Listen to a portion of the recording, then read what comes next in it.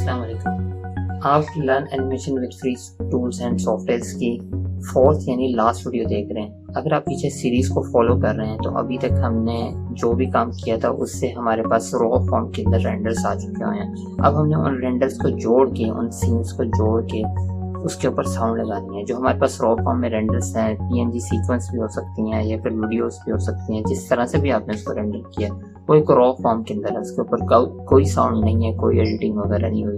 तो हम थोड़ी बहुत उसके ऊपर पोस्ट प्रोसेसिंग यानी एडिटिंग वगैरह, कलर प्रोडक्शन वगैरह करेंगे, और इसके अलावा थोड़ी सी हम कैमरा मूवमेंट को टच देंगे और थोड़ी सी लाइटिंग के बारे में बात करेंगे। फाइनली इस वीडियो के एंड में हमें अपनी शॉर्ट फिल्म का, जो शॉर्ट एनिमेटेड कार्टून फिल्म्स का एंड रिजल्ट मिल जाएगा। तो हम काम स्टार्ट करते हैं।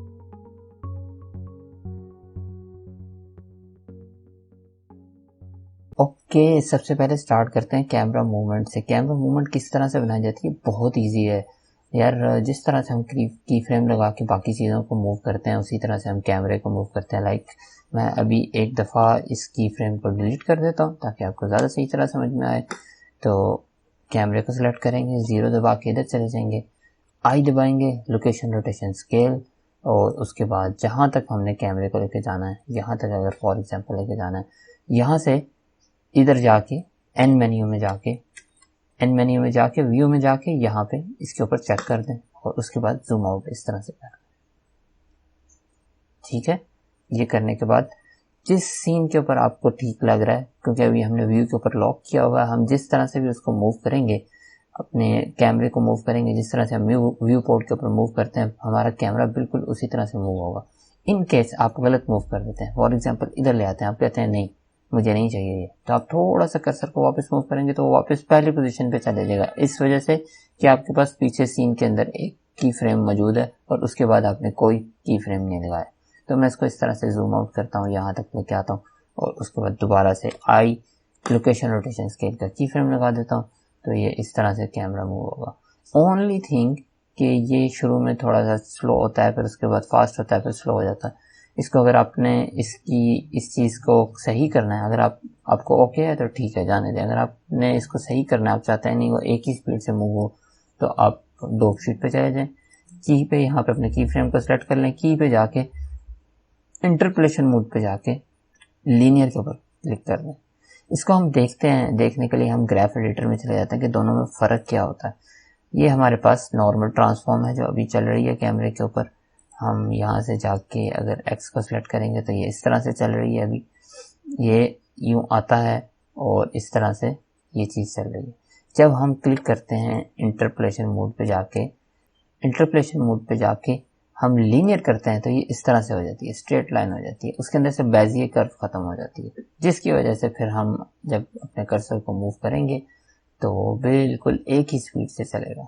By the way, camera animation के ऊपर मेरा ऑलरेडी एक ट्यूटोरियल अपलोडेड है जो कि मैं यहाँ पे टैग कर दूंगा, आप उससे देख लें, जिसके अंदर कैमरा रिग के जरिए कैसे एनिमेशन करते हैं वो मैंने सिखाया था। आखिर में थोड़ी सी बात कर लेते हैं हम लाइटिंग की, कि इसके ऊपर लाइटिंग किस तरह से की थी, इस सीन की लाइटिंग किस तरह से की थी। क्योंकि मैंने इस सीन को ब्लैक एंड वाइट यूज़ किया था तो फिर मैंने 2 लाइट्स इसके ऊपर लगाई जो कि डायरेक्टली इम्पैक्ट कर रही थी, जो मेरे करैक्टर्स बैठे हुए थे उनके ऊपर इम्पैक्ट कर रही थी। मैंने एक लाइट लगाई, सन लगाया यहाँ पे इस जगह पे, जो बैक साइड से इनके ऊपर इम्पैक्ट कर रहा था, जो एक लाइट दे रहा था। फिर बैकग्राउंड पे मेरे पास एक स्कूल था तो फिर मैंने वहां जाके एक एरिया लाइट लगाई जो कि स्कूल के ऊपर डायरेक्टली रोशनी डाल रही थी। उससे ये हुआ कि मैं जब अपने सीन के ऊपर जाऊंगा और जी दबा के रेंडर के ऊपर देखूंगा तो कुछ इस तरह से आएगा। ये मेरे पास रंगीन के अंदर आ रहा है, जब इसको ब्लैक एंड व्हाइट के अंदर कन्वर्ट करेंगे तो ये मेरे रिक्वायरमेंट के मुताबिक चला जाएगा। हम वापस सॉलिड मोड पे चले जाते हैं। तो पिछली वीडियो के अंदर मैंने आपको सब रेंडर की सेटिंग बता दी थी कि आपने किस तरह से सारी रेंडर की सेटिंग करनी है। यहाँ पे जाके आपने किस तरह से सेटिंग करनी है। जब आप ईवी को यूज़ कर रहे हैं तो आप अपने सैंपल रेट को कम कर सकते हैं, इतना ज़्यादा सैंपल रेट रखने की ज़रूरत नहीं है। कुछ चीज़ों के ऊपर चेक कर लें और बस आप उसके बाद फोल्डर्स बना के सीन्स को रेंडर करें। इसके अलावा एक और चीज़ जिसमें बहुत सारे दोस्त स्ट्रगल कर रहे हैं वो ये है कि हमारे पास जब एक वॉक साइकिल ऐड हो चुका होता है तो उसके ऊपर उस सीन को पूरा करने के लिए हम क्या करते हैं। वैसे तो बहुत सारे तरीके हैं लेकिन मैं आपको एक ईजी तरीका बता देता हूँ। फॉर एग्जाम्पल मेरे पास ये वॉक साइकिल है, ये रन साइकिल है, ये इस तरह से ऐड यहाँ तक है, लेकिन इससे आगे अब मैंने क्या करना है, इससे आगे बहुत सारे तरीके हैं। ईजीएस्ट ये है कि मैंने 2 दफ़ा इस करैक्टर को ऐड कर लिया है, ठीक है। मेरे पास एक अलग अलग कलेक्शन के अंदर इस करैक्टर को 2 दफ़ा ऐड कर लिया। मैं यहाँ पे जाऊँगा, इसके ऊपर क्लिक करूँगा और इन दोनों को ले आऊँगा, ठीक है। मैं अपने सेकंड वाले उसको सिलेक्ट करूँगा और इसको यहाँ पे ले आऊँगा, अपने इसको जो कर्सर है उसे यहाँ पे ले आऊँगा, जी दबा के मूव करूँगा, ठीक है, और इसे यहाँ तक ले आऊँगा, इसके एंड पॉइंट तक ले आऊँगा। फाइनली सिर्फ आखिरी काम मैंने सिर्फ ये करना होगा कि यहाँ पे सिलेक्ट करके इस करैक्टर को इस सीन के ऊपर वापस लेके आना। तो अब आप अगर अपने टाइमलाइन को मूव करेंगे तो ये इस तरह से आएगा, ये देखें, ठीक है।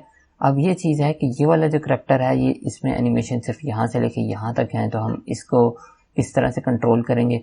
हम पहले इतने सीन को इतनी लिमिट को सिलेक्ट कर लेंगे, यहाँ से 27 तक सिलेक्ट कर लेंगे और इतने हिस्से को रेंडर करने के लिए यहाँ पे इनको हाइड कर देंगे और फिर बाकी इसी तरह आगे चल के जब इतना रेंडर हो जाएगा तो इससे आगे रेंडर कर लेंगे।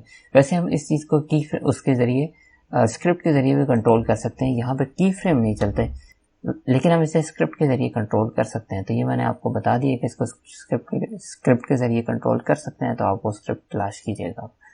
खैर, हम अपने सीन के ऊपर जाते हैं और मैं एज्यूम ये कर रहा हूँ कि आपके पास चीज़ें सब रेंडर हो चुकी हैं।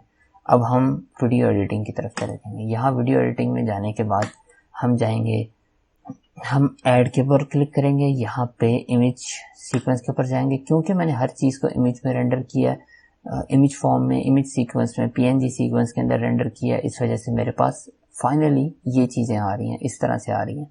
अगर मैं इससे फुल व्यू में देखना चाहता हूँ तो यहाँ से जाके मैं थंबनेल के ऊपर क्लिक कर दूंगा, तो ये मेरे पास इस तरह से मैंने फोल्डर्स को बना के रेंडर किया। मैं सबसे पहले ओपनिंग सीन वाला जो है इसके ऊपर जाता हूँ और यहाँ से जाके इसे ऐड कर लेता हूँ। ये ऐड करने के बाद मेरे पास ये लिमिट से बाहर निकल रहा है, हम लिमिट को इंक्रीज कर लेते हैं। सिंपली यहाँ से जाके जितनी मेरी लिमिट है उतनी ऐड कर लेंगे। उसके बाद ये सीन कुछ इस तरह से आ रहा है, ठीक है। अब ये मेरे टाइम के मुताबिक नहीं है, तो मैं यहाँ क्लिक करूंगा, इसके ऊपर क्लिक करूंगा, ऐड के बटन के ऊपर क्लिक करूंगा, यहाँ से इफेक्ट स्ट्रिप में जाऊंगा और स्पीड कंट्रोल के ऊपर क्लिक कर दूंगा। अब मैं अगर अपनी स्ट्रिप को इसके इस वाले हैंडल को सिलेक्ट करके जी दबा के मूव करूं तो हमारे पास जितनी जगह पे ये स्ट्रिप होगी उस हिसाब से वो उसको उतना ही उतनी स्पीड के ऊपर एडजस्ट कर देगी। फॉर एग्जांपल, अगर ये पहले इतने 19 सेकंड की थी, लेकिन मुझे सिर्फ 10 सेकंड में चाहिए कि ये सीन कंप्लीट हो, तो मैं इस तरह से इसे स्पीड कंट्रोल के साथ यहाँ ले आऊँगा, स्पीड कंट्रोल की स्ट्रिप लगाने के साथ यहाँ ले आऊँगा, तो ये फिर 10 सेकंड में कंप्लीट होगा। सेकेंडली, आपने जिस तरह से आपने देख लिया होगा कि वो वीडियो के अंदर तो ये ब्लैक एंड व्हाइट नज़र आ रहा है, यहाँ पे तो ये रंगीन है, तो ये हमने किस तरह से करना है।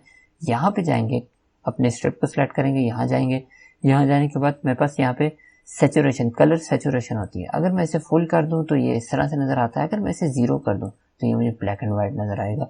लेकिन अभी नहीं नज़र आ रहा, उसकी रीज़न ये है कि मैंने उसके ऊपर स्पीड कंट्रोल की स्ट्रिप लगा दी हुई है। अब मुझे उसके ऊपर भी जाके 0 करना पड़ेगा, तो ये देखेंगे इस तरह से ब्लैक एंड व्हाइट नज़र आएगा। ये करने के बाद साउंड को ऐड कर लेंगे। हमारे पास जहाँ पे भी साउंड पड़ी होगी हम उधर जाके साउंड को ऐड कर लेंगे। इसी तरह हम वॉइस ओवर को ऐड कर लेंगे, यहीं पे जाके साउंड पे जाके अपने वॉइस ओवर को ऐड कर लेंगे। वॉइस ओवर को सबसे पहले ऐड करें क्योंकि हमारे पास वॉइस ओवर के ज़रिए ही सारे काम होते हैं। इसके बाद यहाँ पे जब आप इसे ऐड कर लें तो यहाँ पे जाके अगर हम डिस्प्ले वेवफॉर्म के ऊपर चेक करेंगे तो वो इस तरह से हमें वेवफॉर्म दिखाना शुरू कर देगा। इसके बाद कुछ बेसिक चीज़ें आ जाती हैं। मैं ऐड के बटन के ऊपर क्लिक करता हूँ, इमेज सीक्वेंस में जाता हूँ, यहाँ जाके रेंडर्स के ऊपर जाके मैं डिफ्यूटेड वाला यहाँ पे इसे सिलेक्ट कर लेता हूँ। पहली चीज़ ये है कि फॉर एग्जांपल ये स्ट्रिप मुझे सिर्फ यहाँ तक चाहिए और यहाँ तक चाहिए, तो इसके बाद मैं चाहता हूँ कि ये बाकी हिस्सा आगे जाए, तो वो किस तरह से होगा। मैं स्ट्रिप को सिलेक्ट करूँगा, शिफ्ट के दबाऊँगा, ये के दबाऊँगा, दोनों में फ़र्क क्या है। अगर मैं शिफ्ट के दबाता हूँ तो हमारे पास ये स्ट्रिप बिल्कुल कट हो जाएगी। कट होने के बाद इसमें बाकी जो सीन है, बाकी आगे का जो सीन है वो एम्प्टी चला जाएगा। अगर मैं के दबाता हूँ, खाली के दबाता हूँ, अगर मैं खाली के दबाता हूँ तो मेरे पास ये स्ट्रिप का बाकी डाटा भी उसके साथ रहेगा। फॉर एग्जांपल मेरा मूड चेंज होता है तो ये स्ट्रिप का एंड तक का डाटा उसके साथ रहेगा जहां से मैंने कट किया होगा। तो ये दो चीजें हैं, सॉफ्ट कट और हार्ड कट कहते हैं इसे। वीडियो एडिटिंग के अंदर ये चीजें काफी यूज होती हैं। लास्टली एक इफेक्ट उसके अंदर मैंने यूज किया है, वो ये है कि बड़ा बेसिक सा इफेक्ट होता है। हम इस स्ट्रिप को उठा के यहाँ ले आते हैं और इस वाली स्ट्रिप को, जो नीचे वाली स्ट्रिप है, इसे पहले सेलेक्ट कर लेंगे और उसके बाद उसे ऊपर वाले को सिलेक्ट कर लेंगे। ऐड के बटन के ऊपर क्लिक करेंगे, ट्रांजिशंस के ऊपर जाएंगे और गैमा क्रॉस के ऊपर क्लिक कर देंगे। अब क्या होगा ये देखें, ये इस तरह से दोनों स्ट्रिप के ऊपर ये इस तरह से इफेक्ट लगाएगा। फाइनली जब मैं सब चीज़ों को ऐड कर लूँगा तो मेरे पास ये कुछ इस तरह से ही बन जाएगी। ये नीचे मेरे पास वॉइस ओवर पड़ा हुआ है, ऊपर मेरे पास म्यूजिक पड़ा हुआ है, उसके बाद मेरे पास ये सारी स्ट्रिप्स पड़ी हुई हैं, ये इफेक्ट लगे हुए हैं। ये सब चीज़ें मैं आपको सिखा चुका हूँ। ये इस तरह से देखें, इस तरह से लग रही है। एक चीज़ सिर्फ रह गई है, वो ये है कि ये किस तरह से ये ख़त्म हो रहा है। ये ओपेसिटी के ऊपर जाके मैंने की फ्रेम लगाया हुआ है। इस स्ट्रिप को सिलेक्ट करेंगे तो ये देखें, ये ओपेसिटी के ऊपर यहाँ से मैंने की फ्रेम लगाया हुआ है, तो सिंपली यहाँ जाके ये इस तरह से ब्लैक के ऊपर चला जाएगा। लाइक उसकी ओपेसिटी कम करेगा तो वो खुद ही ब्लैक के ऊपर चला जाएगा। जब हमारे पास ये सब काम हो जाएंगे, अब हमने इस वाली ये जो हम वीडियो एडिटिंग के अंदर चीज़ बना रहे हैं, इसकी रेंडर सेटिंग के अंदर जाना है। वो हम किधर से जाएंगे, हम जाएंगे यहाँ पे, इस जगह क्लिक करेंगे, यहाँ जाएंगे आउटपुट प्रॉपर्टीज के अंदर, यहाँ पे अपनी रेजोल्यूशन सेलेक्ट कर लेंगे। मुझे 1280x720 चाहिए थी, ये सिलेक्ट कर लेंगे।